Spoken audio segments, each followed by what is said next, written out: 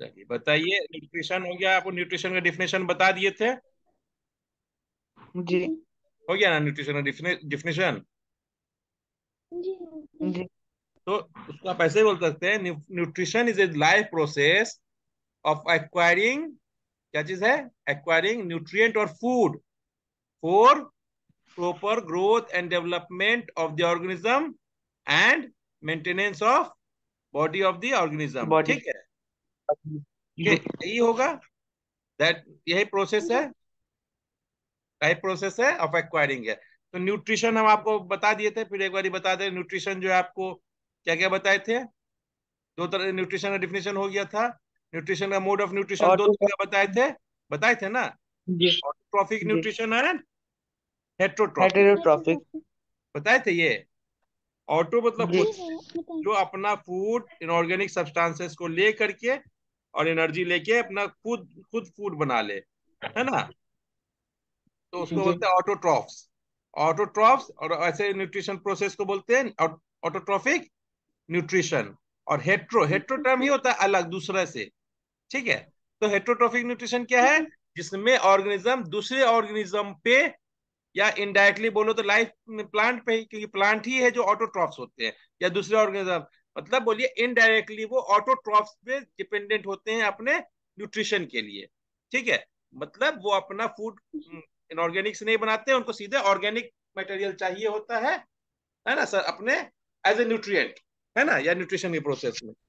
ठीक है, तो जी। सारे एनिमल्स और फंजाई कुछ बैक्टीरिया ऑटोट्रॉफिक भी होते हैं। ठीक है, तो ये सब एग्जांपल है, क्लियर है। और हम बताए थे कि हेट्रोट्रॉफ्स के आपको कुछ डिफरेंट टाइप्स बताए थे, पैरासाइटिक जी बताए थे, ये हेट्रोट्रॉफ्स है। आपको हम सेप्रोफाइट्स बताए थे ना, जी जी। सेप्रोफाइट जो अपने बाहर में डिजोल्व करके उसको न्यूट्रिएंट को अपने में सक कर लेता है। और होलोजोइक मतलब पूरा का पूरा खा करके उसको डाइजेस्ट करके फेंक देना, जो हम लोग खाते हैं करते हैं, होलोजोइक। बताए थे ना तीन चीज, saprophytic nutrition, parasitic nutrition and holozoic nutrition. तो पैरासिटिक न्यूट्रिशन और सैप्रोफिटिक में क्या डिफरेंस है।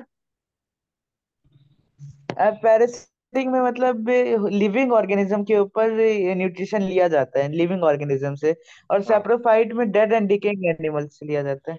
तो पैरासिटिक और होलोजोइक से क्या डिफरेंस है। वो डिनर करते हैं और सैप्रोफाइटिक में पार्टी करते हैं। नहीं, पैरासिटिक पैरासिटिक और होलोजोइक में, होलोजोइक मार के खा जाता है, उसका उसका एग्जिस्टेंस ही खत्म कर देता है। लेकिन पैरासिटिक खत्म नहीं करता है, पैरासिटिक जो होता है वो उसको धीरे धीरे उससे न्यूट्रिएंट लेता है, एक बार में पूरा नहीं लेता है। ठीक है, क्लियर है। जी पैरासिटिक जनरली जी छोटा होता है अपने होस्ट से, होस्ट बोलते हैं जिससे न्यूट्रिशन लेता है पैरासाइट, है ना, है। जी और पैरासाइट होता जी है जो न्यूट्रिएंट लेता है। तो जनरली पैरासाइट जो होगा छोटा होगा, किससे, अपने होस्ट से, है ना। जबकि होलोजोइक में उल्टा जी होगा, होलोजोइक में या तो छोटा होगा या उसको छोटा करके खाएगा, लेकिन उसको पूरा कंप्लीटली खा जाएगा और खा के डाइजेस्ट कर लेगा, है ना। जी। होलोजोइक कहलाता है, क्लियर है। अब हम लोग आते हैं प्रोसेस में, ऑटोट्रॉफिक न्यूट्रिशन के प्रोसेस में। ऑटोट्रॉफिक किसको बोलते हैं, organism which makes their own food. On food. Example क्या था, plants, green plants, fungi, algae. Fungi नहीं है, कोई भी फंजाई जो है ना वो आपको नहीं है, वो ऑटोट्रॉफ्स, कुछ बैक्टीरिया है और प्लांट है, समझे, जी क्लियर है। हाँ, जी। अलग ही है। अलगी है, अलगी एक्चुअली लोअर प्लांट्स में ही आते हैं। ठीक है, जी एल्गी है वो लोअर प्लांट्स में ही आते हैं, एल्गी। ठीक है, तो जी ऑटोट्रॉफ्स में अगर आ जाए हम, जी। तो क्या होगा, ऑटोट्रॉफ्स में क्या होता है, देखो सारे लिविंग फोटो। बींग्स कार्बनिक मॉलिक्यूल के बने होते हैं, मालूम है आपको। ऑर्गेनिक मॉलिक्यूल जितने जी होते हैं कार्बन हाइड्रोजन ऑक्सीजन होता है, बाकी नाइट्रोजन फास्फोरस ये सब भी हो सकता है। लेकिन कार्बन, हाइड्रोजन, ऑक्सीजन होना मस्ट है। ठीक है, तो जी कार्बन जी और एनर्जी रिक्वायरमेंट जो है वो फोटोसिंथेसिस से अपना प्रोसेस से करते हैं। कौन? ऑटोट्रॉफ्स। क्या कहते हैं?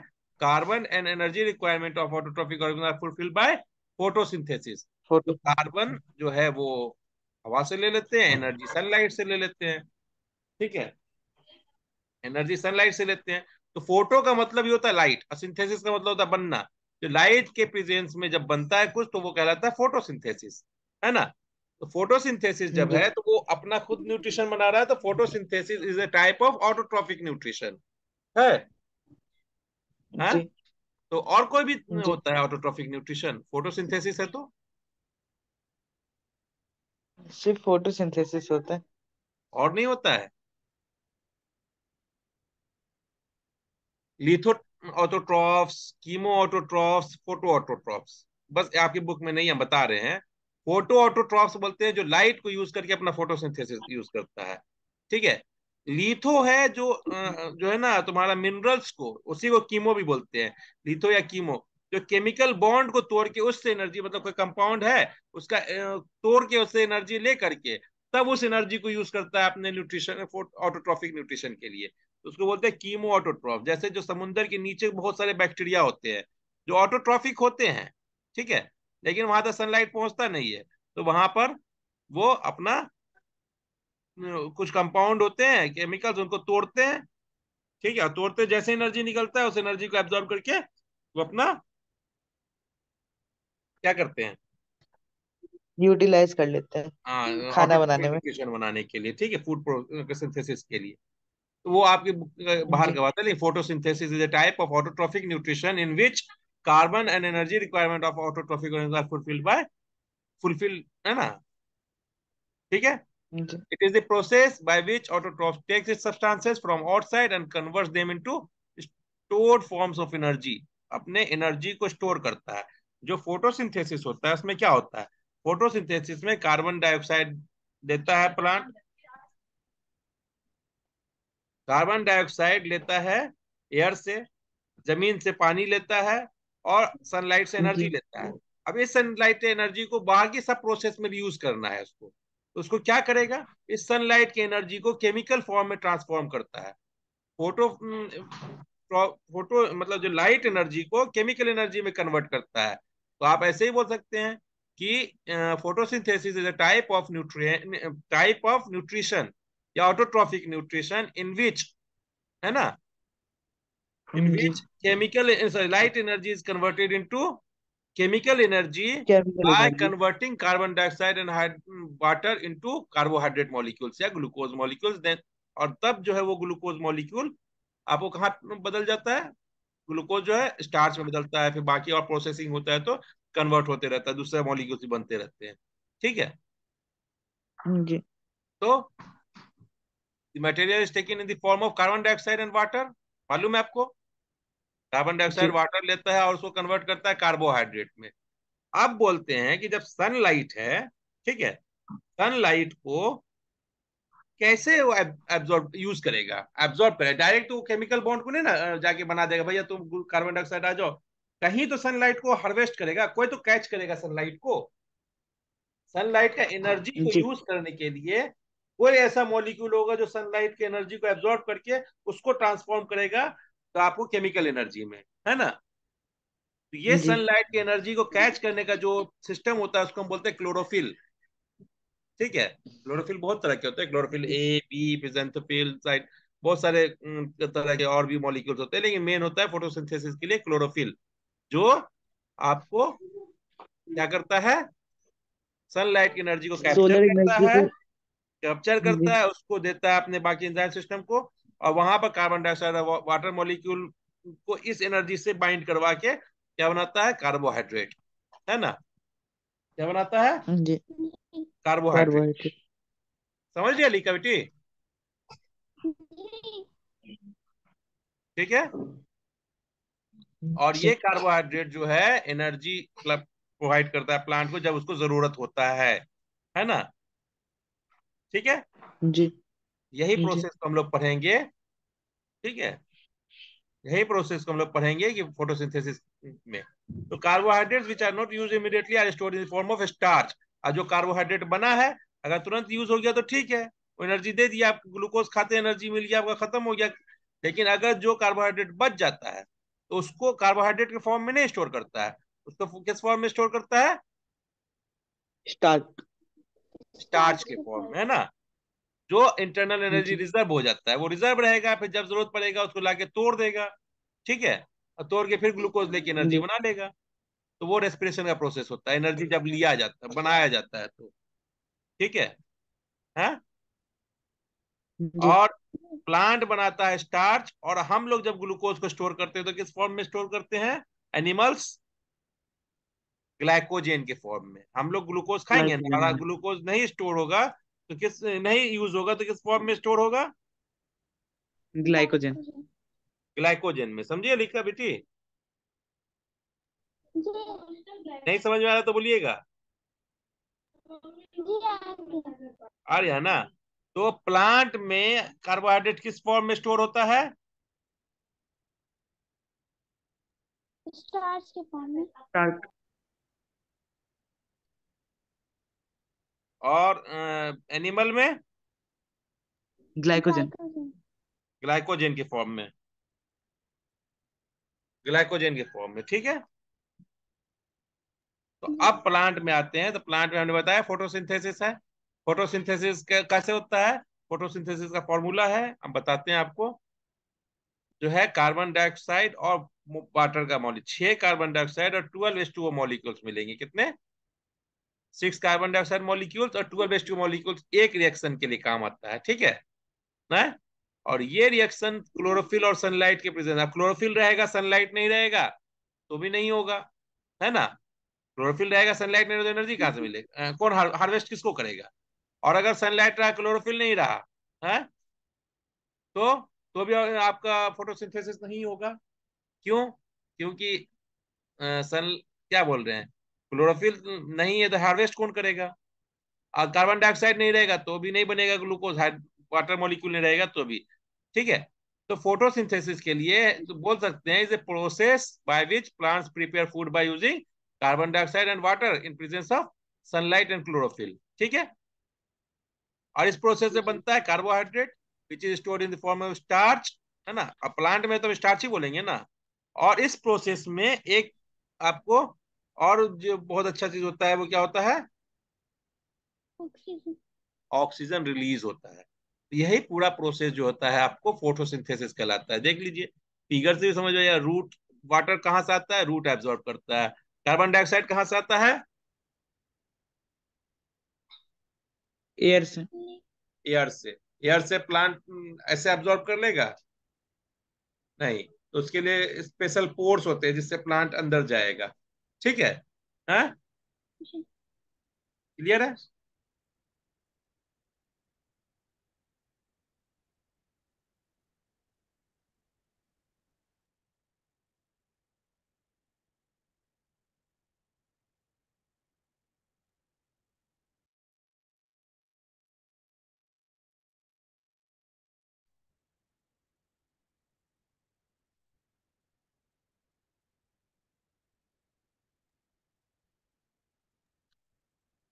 हेलो। जी। जी हेलो। ठीक है। तो प्रोसेस ऑफ फोटोसिंथेसिस अगर आप देखिएगा तो इसमें क्या क्या होता है, क्या क्या होता है, कौन कौन से स्टेप्स होते हैं फोटोसिंथेसिस में? देखिए पहला स्टेप क्या है? अब सनलाइट आएगा, सनलाइट की एनर्जी को कौन एब्जॉर्ब करेगा? क्लोरोफिल। क्लोरोफिल एब्जॉर्ब करेगा, ठीक है। फिर कन्वर्ज जी। ये लाइट एनर्जी हुआ एब्जॉर्ब किया, अब वो जो केमिकल एनर्जी को कैसे एब्जॉर्ब करेगा? ये एनर्जी जाके वाटर मॉलिक्यूल को तोड़ देगा, ठीक है। क्या करेगा? वाटर तोड़ मॉलिक्यूल को देगा वाटर तोड़ मॉलिक्यूल। देगा। किस किस में तोड़ेगा? हाइड्रोजन और ऑक्सीजन। हाइड्रोजन और ऑक्सीजन। हाइड्रोजन। तो जो हमारा जो रिलीज होता है कार्बन डाइऑक्साइड, सॉरी ऑक्सीजन, जो फोटोसिंथेसिस में रिलीज होता है वो किसका ऑक्सीजन होता है? वो वाटर मॉलिक्यूल का ऑक्सीजन होता है, कार्बन डाइऑक्साइड मॉलिक्यूल का ऑक्सीजन नहीं होता है, ये याद रखिएगा, बहुत इंपॉर्टेंट बात है ये। ठीक है, किसका ऑक्सीजन रिलीज होता है? वाटर मॉलिक्यूल वाला। कार्बन डाइऑक्साइड वाला मॉलिक्यूल फिक्स हो जाता है कहाँ पर? ऑक्सीजन मॉलिक्यूल फिक्स हो जाता है ग्लूकोज के फॉर्म में। ठीक है, तो ये दूसरा स्टेप था जी जी कि वहां केमिकल एनर्जी जो है, लाइट एनर्जी केमिकल एनर्जी में कन्वर्ट होगा, वो स्प्लिट करेगा वाटर मॉलिक्यूल को हाइड्रोजन और ऑक्सीजन में। ठीक है, और जो हाइड्रोजन जी। बचा, हाइड्रोजन रिलीज हुआ ना, हाइड्रोजन हाईली रिएक्टिव है, वो जाके कार्बन डाइऑक्साइड से रिएक्ट करेगा और बना देगा कार्बोहाइड्रेट। ग्लूकोज। कार्बोहाइड्रेट। ठीक है, तो ये तीन स्टेप है, बहुत इस तीन स्टेप है, लेकिन ये बहुत सारा कॉम्प्लिकेटेड है, या आप लोगों को अभी उतना नहीं पढ़ना है। लेकिन जो पढ़ना है, ये एब्जॉर्प्शन है लाइट का, फिर वाटर का स्प्लिटिंग है, और ये एक एक बहुत कॉम्प्लेक्स रिएक्शन है, बहुत रिएक्शन बड़ा है। लेकिन तीन स्टेप आप समझ लिया, उसके बाद जो हाइड्रोजन रिलीज हुआ है, वो आपको कार्बोहाइड्रेट के फॉर्म में जाके फिक्स हो जाएगा कार्बन डाइऑक्साइड के साथ। ठीक है, अब क्या तीनों प्रोसेस कंटिन्यूसली होता है या रुक रुक के भी हो सकता है? ये प्रोसेस लगातार, जरूरी नहीं कि एक साथ ही हो, समझे? कुछ प्लांट है जिसको वाटर मॉलिक्यूल कंजर्व करना पड़ता है, जैसे आपको कैक्टस वगैरह है जो रेगिस्तान में रहते हैं, उसके ना दिन में अगर स्टोमेटा खुलेगा तो वाटर बहुत लॉस होगा, तो वो अपने वाटर लॉस को बचाने के लिए रात में स्टोमेटा खोलता है। तो रात में स्टोमेटा खोले तो कार्बन डाइऑक्साइड कब लेगा वो? रात में। कार्बन डाइऑक्साइड कब लेगा? रात में। रात में। और रात में लाइट तो रहता नहीं है? जी जी। रात में क्या करेगा वो? रात में लाइट नहीं, तो लाइट को दिन में अपना यूज करके, दिन में अपना यूज कर लेता है लाइट को, उसको फॉर्म किसी दूसरे एनर्जी के फॉर्म में बना लेता है, समझे? एक्सिलरेटरी पावर बोल देते हैं उसको। अब वो मॉलिक्यूल जो एनर्जी जी हाईली हाईली एनर्जेटिक हो गया, वो रात में जब कार्बन डाइऑक्साइड होगा आएगा, उसको फिक्स करने के काम आ जाएगा। क्लियर है? तो ये तीनों प्रोसेसेस जी। हैं, मेन स्टेप्स है, तीनों स्टेप है। लेकिन जरूरी नहीं कि तीनों स्टेप एक साथ ही हो, अलग अलग समय में भी हो सकता है, या अलग अलग जगह पर भी हो सकता है। एक आपको क्लोरोफिल में हो जाएगा, तो दूसरा साइटोप्लाज्म में हो गया, तीसरा माइटोकॉन्ड्रिया में, कहीं भी हो सकता है। ठीक है, हाँ, तो ये जी फोटोसिंथेसिस के तीन प्रोसेसेस हैं। जी। क्लियर है? तो अब जो क्लोरोफिल है,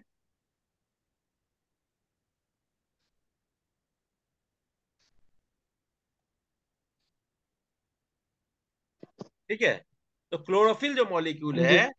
वो क्या है? एक पिगमेंट है। क्या है? क्लोरोफिल एक पिगमेंट। पिगमेंट है। पिगमेंट। उसका काम क्या है? वो लाइट एनर्जी को हार्वेस्ट करके केमिकल एनर्जी में कन्वर्ट करना। केमिकल ठीक है, कन्वर्ट अगर करके। आपको देखना है कि कैसा होता है क्लोरोफिल, तो मान जी। लीजिए ये एक लीफ है, लीफ को ऐसे बीच से काट के, यहां से देखिए इसको ऐसा इतना बड़ा सेक्शन लिया गया, ये सेक्शन लिया गया ना, लीफ का एक ऊपर वाला सरफेस होता है, एक नीचे वाला भी सरफेस होगा, होगा ना? तो इतना बड़ा पोर्शन लिए, उसको माइक्रोस्कोप में हम देखेंगे, ये ऊपर वाला सरफेस, ये वाला सरफेस है। ठीक है, और जो है दूसरा सरफेस नीचे वाला है, ये वाला। जी। ठीक है, ये अपर एपिडर्मिस कहलाता है, डर्मिस मतलब होता है चमड़ी। ठीक है, आपका जो स्किन है, तो ये ऊपर वाला स्किन है, 10 मिनट में बंद होगा तो फिर सीलिंग पे मिलेंगे, है ना? तो ये अपर एपिडर्मिस है, और ये लोअर एपिडर्मिस है। दो दो तरह से हो गया ना इसका स्किन, एक ऊपर वाला स्किन, एक नीचे वाला स्किन। डर्मिस माने ही स्किन होता है ना? तो ऊपर वाला स्किन और नीचे वाला, तो अब इसी स्किन में आपको नीचे वाला उस वो हरा नहीं होता, उसमें क्लोरोफिल नहीं होता है ऊपर वाले इस पे। अब क्या होता है, नीचे वाले पे चले जाओ आप, नीचे मतलब बीच में, दोनों के बीच में, तो इसमें आपको जो टिश्यूज होते हैं, टिश्यू ही होगा ना लीफ में, हाँ? ठीक है, तो ये टिश्यू में आप देखोगे ना, गोल गोल गोल हरा हरा कलर का आपको डॉट डॉट स्ट्रक्चर दिखेगा, माइक्रोस्कोप में दिखिएगा। क्या दिखेगा? डॉट डॉट स्ट्रक्चर दिखेगा। यही क्लोरोफिल होता है। ठीक है, ये इसको सेक्शन बोलते हैं, सेक्शन कटिंग है आपको, ट्रांसफर सेक्शन लीफ का, है ना? है, जी तो ये इस तरह से देखिएगा। और देखिएगा नीचे वाले, इस वाले में नीचे किसी किसी में ऊपर वाले लीफ पे भी होता है, यहाँ पोर दिख रहा है, इसमें पोर नहीं ना दिख रहा है, ये कंटिन्यूअस दिख रहा है, दिख रहा है ना ये कंटिन्यूअस ऊपर वाला। नीचे वाला में इस पोर्स दिख रहे हैं, स्पेस, खुला हुआ स्पेस है। जी हेलो, तो ये खुला हुआ स्पेस जी मैं कहलाता सुन है रही आपको, क्या कहलाता है? स्टोमेटा। ठीक है, हूँ। यही जी चीज को अगर हम आगे चले, तो ये देखिए, यही लीफ के स्ट्रक्चर को ऐसे बनाया गया है। ऊपर वाला जो है आपको अपर एपिडर्मिस, नीचे वाला लोअर एपिडर्मिस, नीचे वाले में स्टोमेटा है, ओपनिंग है, ठीक है। ऊपर वाले में क्यूटिकल का लेयर है जो वाटर लॉस को बचाता है, जिसको वैक्स क्यूटिकल बोलते हैं।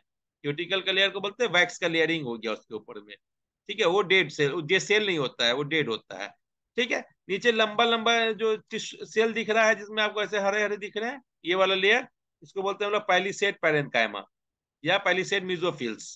क्या बोलते हैं? पैलिसेड मीजोफिल्स। पहले और से उसके नीचे जो गोल गोल दिख रहा है वो है स्पॉन्जी मीजोफिल्स।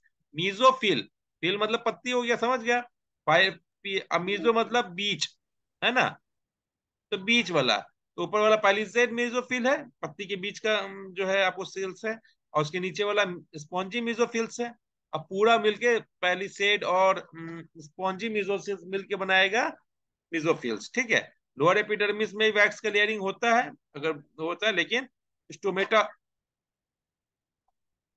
स्टोमेटा होता है उसमें, ठीक है। जिससे आपको गैसियस एक्सचेंज या आपको गैसियस एक्सचेंजेज होते हैं, ठीक है। क्लियर है? जी क्लियर है। तो यही चीज होना है। फराज अख्तर कहाँ चला गया? ठीक है बेटा। हम्म। जी गैसियस जी एक्सचेंजेस होते हैं आपको, यही है। अब आपको एक सेल में आ जाइए, एक कोई पहले आपको सेल देख लीजिए प्लांट का, लीफ का, जिसमें आपको क्या क्या पार्ट होते हैं आप सेल जानते हैं। सेल का एक, प्लांट सेल का एक बड़ा सा पोर्शन बीच में होता है जिसको वैक्यूल बोलते हैं, ठीक है। वो सब चीज उसमें डंप कर देता है प्लांट, जो चीज अननेसेसरी होता है सब उसमें डंप कर दिया जाता है, एक तरह समझो। फिर सबसे बाहर वाला लेयर सेल्यूलोज का सेल वाल होता है। फिर सेल वाल के अंदर सेल मेम्ब्रेन होता है प्लांट का, जानते हैं ना ये, है सेल मेम्ब्रेन। जी। फिर न्यूक्लियस होगा और साइटोप्लाज्म होता है, ये और भी चीज है, गोल्जी बॉडी होता लगता है, माइटोकॉन्ड्रिया होता है, सब होगा। लेकिन ये चीज होगा जरूर आपको, वैक्यूल होगा आपको, जिसमें हमको अभी मेन है। और क्लोरोप्लास्ट है, हमें इसमें दिखा रहा है क्लोरोप्लास्ट मेन, ठीक है। माइटोकॉन्ड्रिया वगैरह भी होगा, ठीक है। न्यूक्लियस है, ठीक है। एंडोप्लाज्मिक रेटिकुलम्स होगा, बहुत सारा चीज होगा। लेकिन यहाँ क्लोरोफिल दिखा रहा है, ये क्लोरोफिल है ना। क्या है? क्लोरोप्लास्ट। क्लोरोप्लास्ट, क्लोरोप्लास्ट के अंदर क्लोरोफिल होता है। क्लोरोप्लास्ट एक सेल ऑर्गेनिल हो गया, ठीक है, जी। जो क्या रहता है? क्लोरोफिल। क्लोरोफिल रखता है। अब क्लोरोफिल कहाँ होता है? इस तरह से होता है। ये क्लोरोप्लास्ट का स्ट्रक्चर है, किसका स्ट्रक्चर है? क्लोरोप्लास्ट का स्ट्रक्चर है। क्लोरोप्लास्ट का स्ट्रक्चर में दो तरह का दो मेम्ब्रेन होगा, एक आउटर मेम्ब्रेन होगा और एक इनर मेम्ब्रेन होगा। और दोनों के बीच में इंटर मेम्ब्रेन स्पेस होगा। ये स्पेस जो है ना, इंटर मेम्ब्रेन स्पेस है। क्या ये वाला इंटरनल मेंबर, इनर मेम्ब्रेन है, और ये वाला आउटर मेम्ब्रेन है। पूरा गोल होता है ना, इसलिए उस तरह से दिखेगा आपको, अंडाकार है, ठीक है। उसके अंदर चले जाइएगा तो इसके अंदर लिक्विड होगा ना, ये लिक्विड होगा। तो लिक्विड है तो इसको हम लोग बोलते हैं स्ट्रोमा। स्ट्रोमा क्या बोलते हैं? स्ट्रोमा बोलते हैं लिक्विड पोर्शन, या फिर जो बोलिए आपको स्ट्रोमा। हाँ, लिक्विड जो पोर्शन है आपको बाहर, इसका इनर साइड वाला, ठीक है। और उसके अंदर जो है देखिए बहुत सारा डिस्क लाइक स्ट्रक्चर एक दूसरे पे स्टैक्ड है ना। क्या है? स्टैक्ड है ना। हाँ। तो ये स्टैक्ड डिस्क लाइक स्ट्रक्चर को हम लोग बोलते हैं ये ग्रेना। क्या बोलते हैं? ग्रेना। ये पूरा है ग्रेना। क्या है? ग्रेनम सिंगुलर हो गया, एक एक स्टैक लाइक है तो एक ग्रेनम ये हो गया, एक ग्रेनम ये हो गया, एक ग्रेनम ये हो गया। अब बहुत सारे ग्रेनम को प्लूरल बोलेंगे, यूएम हटा के हम लोग ए टर्म ए लगाते हैं, तो ग्रेना हो जाएगा। बताया था ना, बैक्टीरियम का प्लूरल करते हैं तो बैक्टीरिया होता है, हाँ। तो ग्रेनम का प्लूरल करेंगे तो ग्रेना हो जाएगा। तो बहुत सारे ग्रेनम होंगे। तो अब ये ग्रेनम जो होते हैं किसके, ये जो डिस्क लाइक स्ट्रक्चर है इसको हम लोग बोलते हैं थैलाक्वाइड। तो बहुत एक ग्रेनम जो है बहुत सारे थाइलाक्वाइड से बनते हैं, किससे? थाइलाक्वाइड से, है ना। क्लियर है? और दो ग्रेनम को जो स्ट्रक्चर जोड़ता है, मान लो ये जोड़ रहा है ना दो ग्रेनम को, हाँ, ये जोड़ने वाला इसको बोलते हैं लेमेला। क्या बोलते हैं? लेमेला। लेमेला। और थाइलाक्वाइड के अंदर भी जो है आपको स्पेस होता है जिसको हम लोग बोलते हैं ल्यूमेन। क्या बोलते हैं? तो थाइलाक्वाइड के ल्यूमेन। अंदर के स्पेस को बोलेंगे ल्यूमेन, ठीक है। और उसके अंदर के एक्वस फ्लूइड को क्या बोलेंगे? क्लोरोप्लास्ट के स्ट्रोमा। क्लोरोप्लास्ट क्या है, क्लोरोफिल क्या है? क्लोरोप्लास्ट के अंदर क्लोरोफिल रहता है जोर से तो बोलिए वो बेटा। Green pigment. हाँ, क्लोरोप्लास्ट। क्लोरोप्लास्ट के अंदर क्लोरोफिल रहता है और क्लोरोफिल ग्रीन पिगमेंट है। हाँ, क्लोरोप्लास्ट इज सेल्यूलर ऑर्गेनील। क्लोरोप्लास्ट एक सेल्यूलर ऑर्गेनील है जिसमें बहुत सारे पार्ट होते हैं। उसके अंदर में क्लोरोफिल होता है। ठीक है, क्लोरोफिल कंपाउंड्स है, एक तरह का समझ लो। एक तरह के क्लोरोफिल कंपाउंड है जो उसके अंदर में रहेंगे, वो एनर्जी को ये करेगा, जिसके कारण हरा दिखता है। लेकिन कहाँ पाया जाता है क्लोरोफिल? क्लोरोप्लास्ट के अंदर। क्लोरोप्लास्ट क्या है? तो सेल ऑर्गेनील है। ऑर्गेनील हुआ ना, जैसे माइटोकॉन्ड्रिया है, गोल्जी बॉडी है, न्यूक्लियस है ना, उसी तरह से एक स्ट्रक्चर ये भी है। इसके अंदर में आपको पाया जाता है पिगमेंट, बहुत सारे पिगमेंट होते हैं, है ना। ये पिगमेंट पाया जाता है क्लोरोप्लास्ट के अंदर। जो पिगमेंट पाया जाएगा उसको क्लोरोफिल बोलते हैं। क्लियर है? जी ठीक है, ये वाला स्ट्रक्चर बताए थे हम लोग। जी स्टोमेटा जो है अब देखिए, ये पैलिसेड पैरेंट का, पैलिसेड मिजोफिल्स था। और ये कौन मिजोफिल्स था? स्पॉन्जी मिजोफिल, है ना। ये मिडरिब जी है, ये प्लांट का मिडरिब है। मिडरिब बीच वाला पोर्शन होता है ना, इस लीफ में। लीफ आपका ऐसा होता है ना, लीफ, लीफ आपका ऐसा होता है, हाँ? जी होता जी है ना, जी हाँ? ये जी मिडरिब है, ये पोर्शन मिडरिब होता है, इससे सब होता है ना इस सब में, लीफ में, हाँ। जी तो ये वाला जी पोर्शन मिडरिब है। या यहाँ से काटिएगा तो ये वाला मिडरिब का ही पोर्शन है। ये वाला पोर्शन है मिडरिब का, जिसके अंदर आपको फ्लोएम एंड जाइलम्स होते हैं। लेकिन ये पहले पैलिसेड पैरेन्काइमा है, या पैलिसेड मेसोफिल सेल्स है, स्पॉन्जी मेसोफिल सेल्स है। स्पॉन्जी मेसोफिल्स में बहुत सारे स्पेसेस होते हैं। ठीक है। और नीचे वाले लोअर एपिडर्मिस में देखिए तो, एक मिनट में बंद हो जाएगा तो फिर यहीं से शुरू करेंगे हम लोग, है ना। लोअर जी एपिडर्मिस में आपको क्या है? यहाँ पर क्या पोर्शन है? स्टोमेटा है ना। स्टोमेटा है, क्या है? जी स्टोमेटा है ना। स्टोमक। स्टोमेटो। स्टोमेटा, जी स्टोमेटा का काम है गैसेस एक्सचेंज करना। तो कार्बन डाइऑक्साइड अंदर अंदर जाता है, और अंदर से क्या आता है? ऑक्सीजन भी बाहर सकता है, और वाटर मॉलिक्यूल्स भी आता है। जब वाटर मॉलिक्यूल अंदर भर जाएगा तो वाटर मॉलिक्यूल भी अंदर आता है, बाहर जगह भी रेस्पिरेशन वगैरह करने में। ठीक है, तो स्टोमेटा का क्या काम हो गया? गैसियस एक्सचेंज हो गया।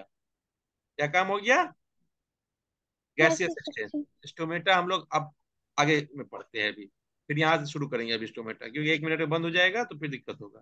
क्लियर है? जी जी ठीक है, चलिए फिर अभी हम लोग पानी उनी पीजिए।